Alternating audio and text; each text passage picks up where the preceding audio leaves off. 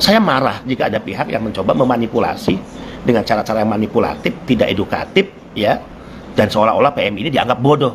Itu yang saya marah. Siapapun pejabat, siapapun Anda yang menganggap PMI itu rendah dalam cara berpikir, yang menganggap PMI itu bodoh, pasti saya marah. Ya, Anda boleh merasa Anda punya jenjang pendidikan yang tinggi, Anda boleh merasa Anda punya gelar akademik yang panjang, Anda boleh merasa Anda punya jabatan yang tinggi, boleh. Tapi dalam kemuliaan berpikir, kemuliaan bertindak belum tentu kita dibandingkan dengan PMI. Mereka orang-orang hebat kok. Ya, dan kita selalu katakan belum tentu sehebat mereka. Termasuk saya. Di mana hebatnya? Coba Anda bayangkan, Anda pikirkan. Ya. Untuk berjuang atas nama masa depan keluarganya, anak, istri yang ditinggalkannya atau suami.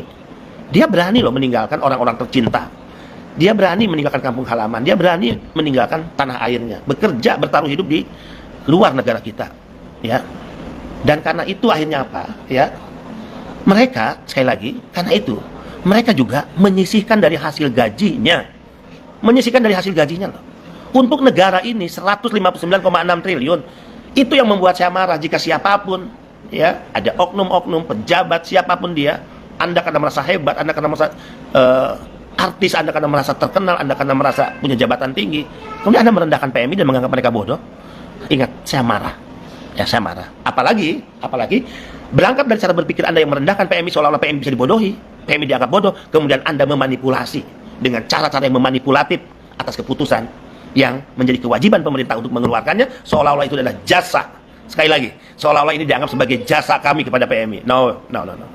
Ya, itu nggak benar. Ya, pemerintah mengeluarkan aturan, keputusan apapun terkait untuk siapapun warga negara, termasuk untuk pekerja migran, itu adalah kewajiban.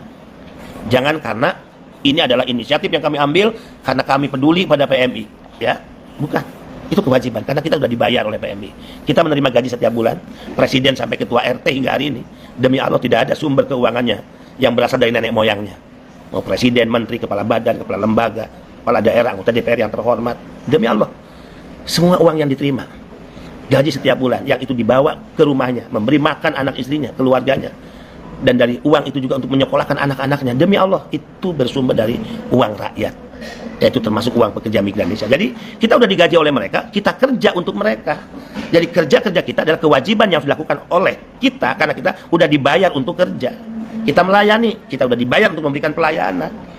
Kita harus memberikan penghormatan pada PMI, memberikan perlakuan mulia pada PMI, itu kewajiban juga. Karena ya, tuan dari para pemimpin di Republik ini adalah rakyat. Ya, saya melihat channel YouTube yang terkait dengan kebijakan barang-barang PMI seolah-olah itu adalah karena kebaikan kami. Gimana? Ya, saya menggunakan bahasa apa? Dengan orang yang seolah-olah menganggap karena dia mengeluarkan kebijakan, menangani kebijakan seolah-olah itu karena kebaikan dirinya. Enggak. Itu kewajiban. Ya.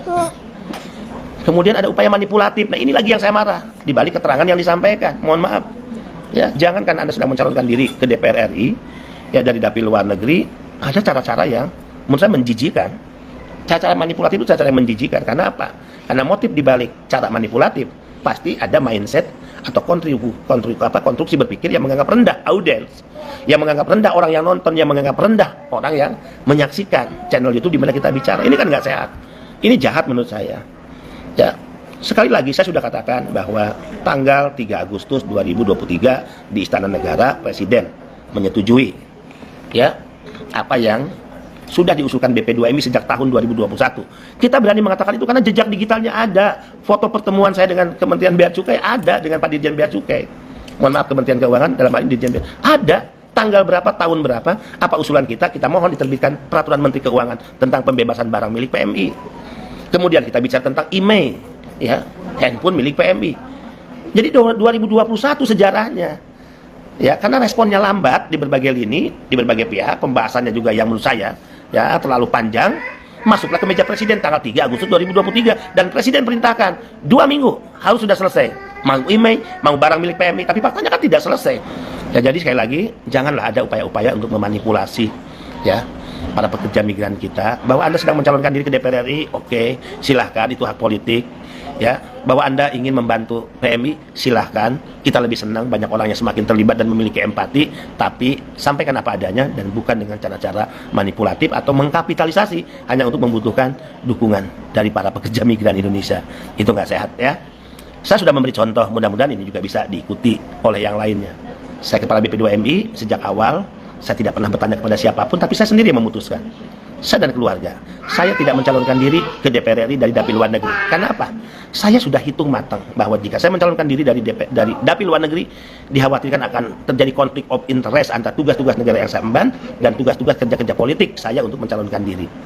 Yang dikhawatirkan, saya terlena bobokan, bisa terjadi penyalahgunaan kekuasaan, abuse of power. Itu hal yang saya nggak suka. Ya, sekali lagi mereka yang mau membantu PMI, tentu kita berterima kasih. Ya, siapapun yang ingin bersama-sama menunjukkan empati kepada PMI, kita juga berterima kasih, nggak ada masalah, karena memang mengurus PMI ini harus dilakukan secara bersama-sama oleh semua pihak, ya, bahkan melalui kerja-kerja kolaboratif. Tapi jangan please cara-cara bohong, cara-cara memanipulasi, ya, cara-cara fiktif manipulatif, ya, dan seolah-olah hanya ingin menunjukkan bahwa Anda seorang sinterklas, nggak boleh. Itu kewajiban Anda. Kita udah digaji oleh rakyat kok untuk itu, ya. Teman dan sahabat, kawan kerabat, mudah-mudahan live ini silahkan disebarkan ke banyak pihak, ya, agar semua pihak juga tentu mendapatkan penjelasan yang utuh, ya, apa yang ingin saya jelaskan dan apa yang melatar belakangi sehingga saya bereaksi keras seperti ini, ya. Mudah-mudahan apa yang menjadi mimpi kita bersama, PMI menjadi PMI yang merdeka. Merdeka itu artinya apa? Ya, merdeka artinya tidak lagi mengalami pendidasan, tidak lagi mengalami eksploitasi dalam bentuk apapun dan dari siapapun. Yang kedua, mudah-mudahan PMI kita menjadi PMI yang berdaya. Berdaya itu apa? Dia terdidik, dia teredukasi, ya, dia tahu persis hak-hak dan kewajibannya, ya. Dan ketiga adalah mudah-mudahan PMI kita menjadi PMI yang, ya, sejahtera. Itu goalnya, merdeka, berdaya, dan sejahtera. Itu yang akan menjadi tema kita di peringatan pekerja migran, ya, internasional atau Migran Day di tanggal 18 Desember 2023 di lapangan tenis indoor, ya, Senayan, Jakarta.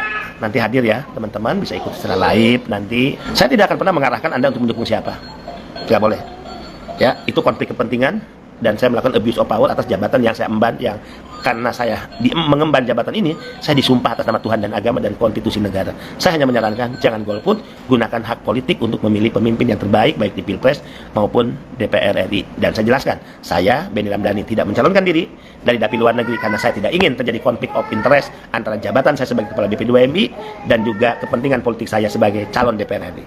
Ya, saya tidak ingin dan saya mau agar saya terhindar dari penyalahgunaan kekuasaan, sehingga saya mencalonkan diri dari Bandung, ya, dan Bandung Barat, dari Jawa, tidak dari luar negeri, ya. Ini contoh yang ingin saya berikan dan ajarkan kepada siapapun, bahwa Anda boleh berjuang untuk kepentingan politik, tapi di atas politik ada moral etik. Moral etik harus menjadi value dan menjadi modal dasar perjuangan politik, sikap politik, dan keputusan politik yang akan diambil oleh siapapun yang disebut para politisi.